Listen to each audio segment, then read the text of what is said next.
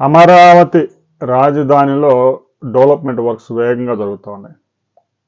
మొత్తం civil works జరుగుతూ ఉన్నాయి కాబట్టి కొన్ని ప్రాంతాల్లో మట్టికి విపరీతమైన డిమాండ్ ఏర్పడింది.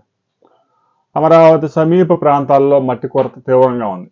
అమరావతికి మట్టి తీసుకురావాలంటే కనీసం 25-30-40 కిలోమీటర్ల దూరం నుంచి మట్టి తరలించాల్సి వస్తూ ఉంది. దీంతో అమరావతి రాజధానిలో ఎవరైతే భూములు కొనుక్కొని అమెరికా, ఆస్ట్రేలియా, కెనడా, ఇంగ్లాండ్ వివిధ దేశాల్లో ఉద్యోగాల పేరుతో వెళ్ళిపోయారో వారి భూములు గుర్తించి రాత్రికి రాత్రే వందల ట్రక్కుల మట్టిని తరలిస్తూ ఉన్నారు. ఒక ట్రాక్టర్ మట్టి 2,000 రూపాయలు అమ్ముతూ ఉన్నారు.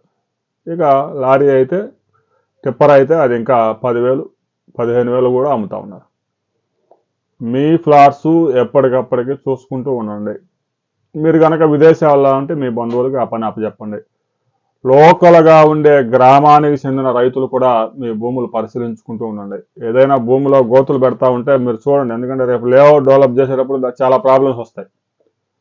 తవ్వకాలు జరిపే వాళ్ళు సరిహద్దు రాళ్ళు కూడా తవ్వేసుకుని వెళ్ళిపోతారు, రాళ్ళు కూడా తీసుకొని.